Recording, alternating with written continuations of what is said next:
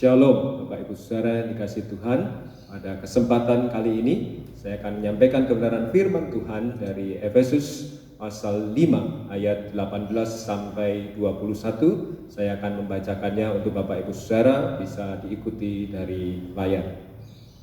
Efesus pasal 5 ayat 18 sampai 21. Dan janganlah kamu mabuk oleh anggur, karena anggur menimbulkan hawa nafsu, tetapi hendaklah kamu penuh dengan roh. Dan berkata-katalah seorang kepada yang lain dalam mazmur, kidung puji-pujian dan nyanyian rohani, bernyanyi dan bersoraklah bagi Tuhan dengan segenap hati. Ucaplah syukur senantiasa atas segala sesuatu dalam nama Tuhan kita Yesus Kristus kepada Allah dan Bapa kita, dan rendahkanlah dirimu seorang kepada yang lain di dalam takut akan Kristus. Mari kita berdoa.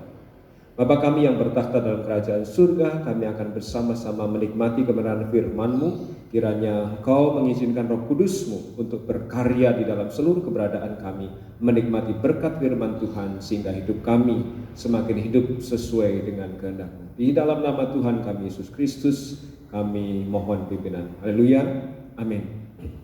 Bapak Ibu Saudara yang dikasihi Tuhan, pada kesempatan hari ini adalah hari Pentakosta. Hari Pentakosta adalah hari yang ke-50 setelah Yesus Kristus bangkit dari kematian, atau hari yang ke-10 setelah Yesus naik ke surga. Pada awalnya di Perjanjian Lama, hari ini diperingati sebagai hari ucapan syukur atas panen yang bangsa Israel nikmati setelah mereka keluar dari tanah Mesir. Tetapi di Perjanjian Baru itu menjadi hari peringatan turunnya Roh Kudus bagi orang percaya. Bapak Ibu Saudara yang dikasihi Tuhan, di dalam Perjanjian Lama ada perubahan. Ketika Pentakosta terjadi, sejak peristiwa Pentakosta ada perubahan cara Allah berhubungan dengan manusia.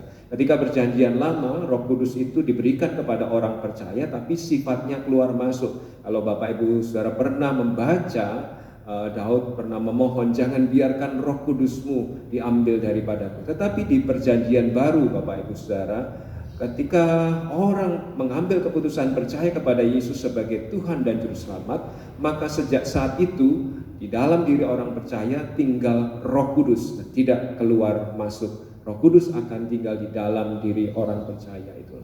Itulah sebabnya pada kesempatan kali ini kita akan bersama-sama memahami kalau secara kediaman atau residence Allah Bapa ada di surga, Yesus Kristus ada di sebelah kanan Allah Bapa, sementara Roh Kudus ada di dalam hati atau di dalam hidup orang percaya. Oleh karena Roh Kudus ada di dalam hidup orang percaya, maka penting bagi kita orang percaya untuk memahami Roh Kudus di dalam hidup orang percaya, di dalam diri orang percaya.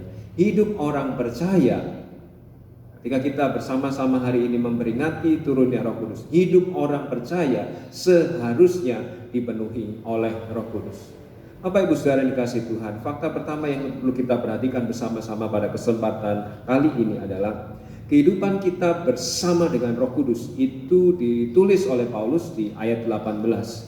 Kehidupan kita bersama dengan Roh Kudus. Ayat 18, dan janganlah kamu mabuk oleh anggur, karena anggur menimbulkan hawa nafsu, tetapi hendaklah kamu penuh dengan Roh Kudus. Paulus membandingkan orang yang mabuk oleh anggur dengan orang yang dipenuhi Roh Kudus. Orang yang mabuk oleh anggur, hidupnya Bapak Ibu Saudara dikendalikan oleh miras atau minuman keras itu sampai dia kehilangan kendali atas dirinya sendiri.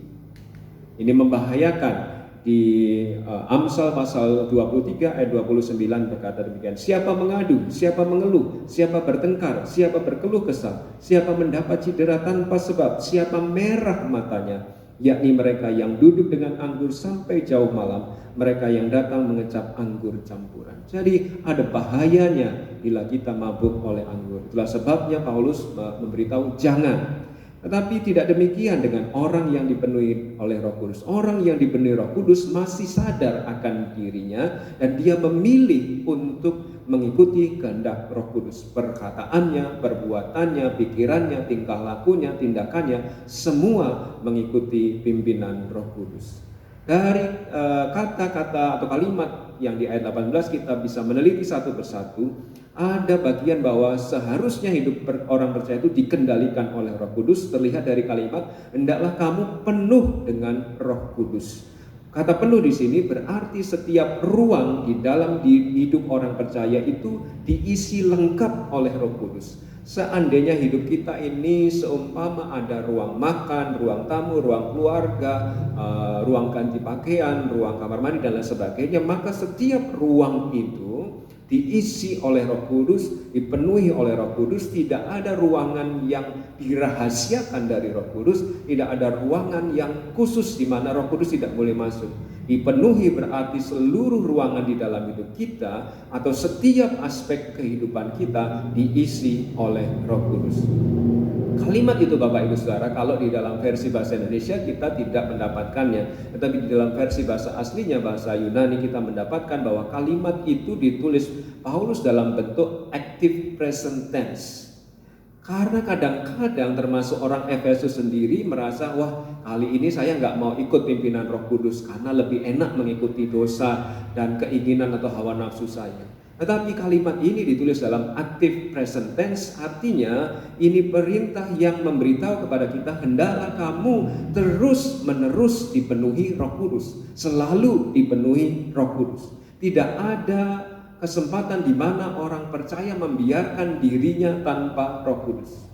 Tidak saja kalimat ini ditulis dalam bentuk active present tense, tetapi pada saat yang sama kalimat ini ditulis dalam bentuk passive voice, jenis suara yang pasif. Artinya pekerjaan memenuhi ini dilakukan oleh pihak lain, yaitu Roh Kudus atas diri orang percaya. Tetapi orang percaya punya tugas menyiapkan tempat, menyiapkan seluruh ruangannya bersih, rapi, siap untuk dipenuhi, ditempati oleh Roh Kudus. Kalimat passive voice menunjukkan ini pekerjaan Roh Kudus, tetapi bagian orang percaya adalah menyediakan dirinya, menyediakan tempat. Selain itu, kalimat ini dimulai dengan kata hendaklah. Berarti ini merupakan suatu perintah Bapak Ibu Saudara.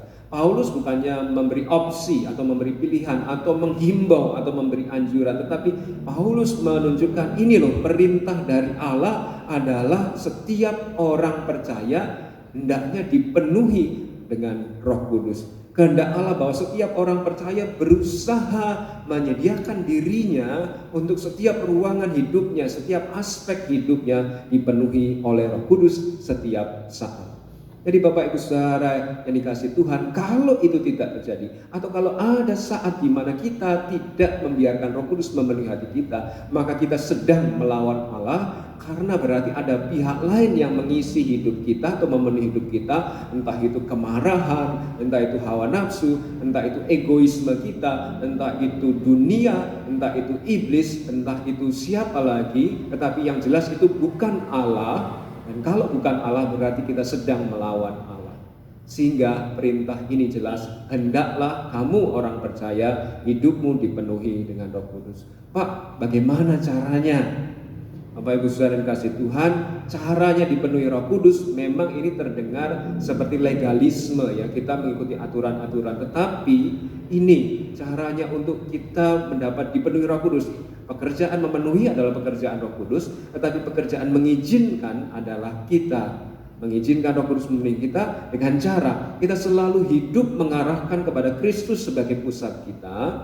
Lalu setiap kali ada dosa yang kita sadari, kita sengaja atau tidak kita sengaja, kita mengakuinya kepada Tuhan supaya hidup kita bersih sehingga Roh Kudus bisa tinggal dan memenuhi hidup kita, dan juga selalu membaca merenungkan firman-Nya karena Roh Kudus bekerja menggunakan firman Tuhan, menggunakan Alkitab firman Tuhan untuk menuntun langkah kita.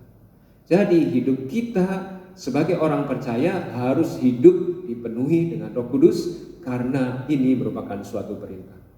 Itu fakta yang pertama. Fakta yang kedua Bapak Ibu Saudara, kehidupan kita, kehidupan penyembahan kita kepada Allah pasti akan terpengaruh. Kehidupan penyembahan kita kepada Allah pasti akan terpengaruh. Orang yang mabuk bicaranya melantur. Orang yang mabuk tidak bisa mengendalikan emosi, bahkan dirinya ketika sadar juga mungkin dia tidak ingat apa yang telah dia perbuat. Saya baru saja membaca berita bahwa di Semarang ditangkap 4 orang pemuda yang membunuh seorang tukang becak. Gara-gara apa? Gara-gara mereka mabuk minuman keras dan kemudian dilarang oleh tukang becak itu. Tukang becaknya dilawan dan akhirnya mati, dibunuh.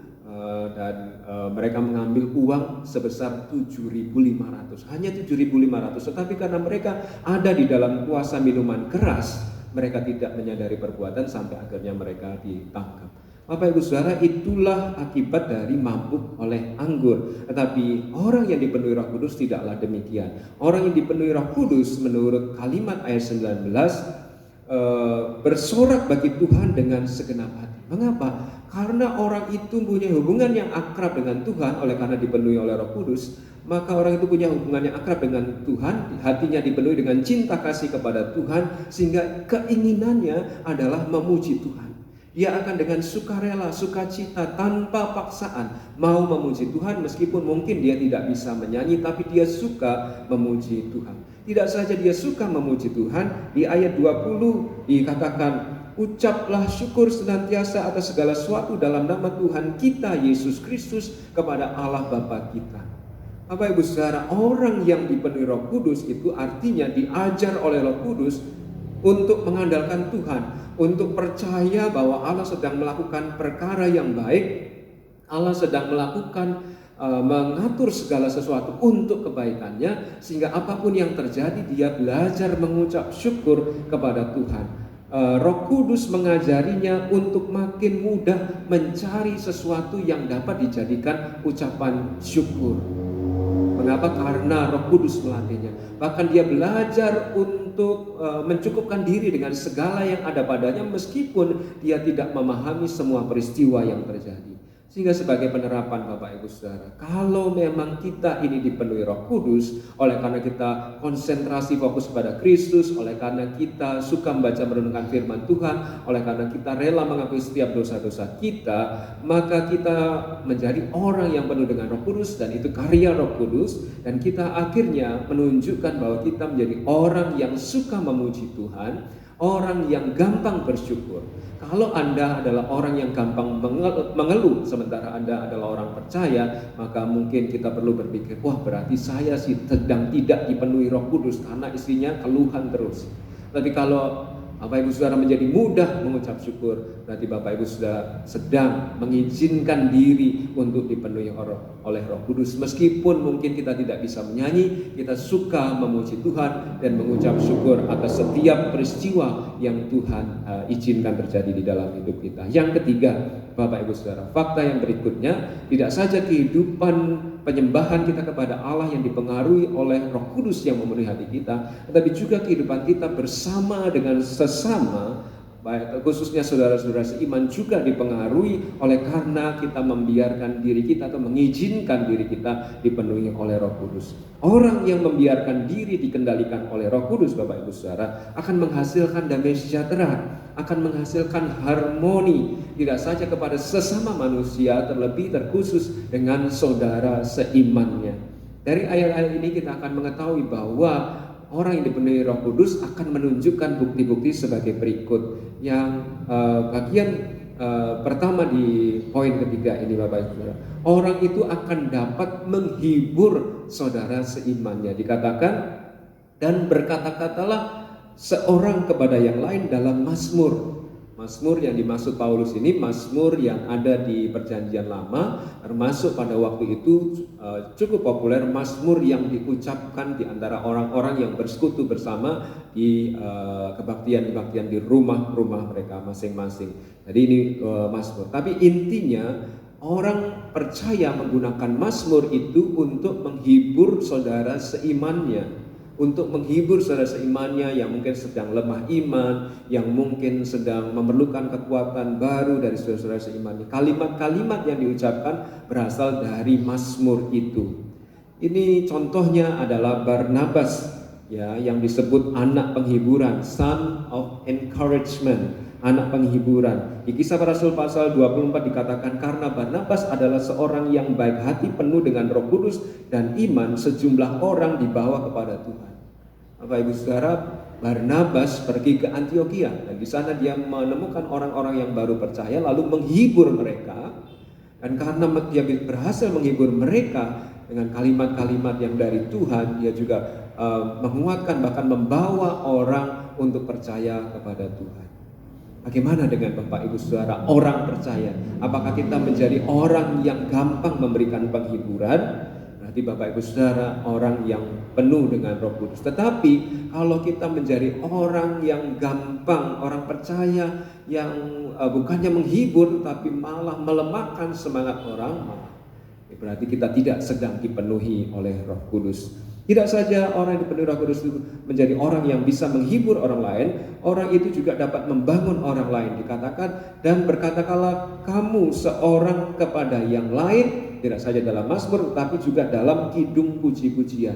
Artinya ini adalah nyanyian yang berisi penguatan, berisi unsur rohani, unsur teologis untuk menolong orang lain bertumbuh di dalam Tuhan, untuk menolong orang lain makin maju, bukan menjatuhkan atau menghancurkan orang lain. Di 1 Tesalonika 5 ayat 11, karena itu nasihatilah seorang akan yang lain dan saling membangunlah kamu seperti yang memang kamu lakukan. Bapak Ibu Saudara, orang yang dipenuhi Roh Kudus ini suka membangun orang lain, memotivasi orang lain untuk makin maju, tetap semangat, tetap kuat, menggunakan talentanya, menggunakan bakat-bakatnya, menggunakan kalimat-kalimatnya, menggunakan kutipan-kutipan ayat Alkitab. Dia membangun orang lain. Tidak saja membangun orang lain, orang yang dipenuhi Roh Kudus ini juga mudah menguatkan orang lain,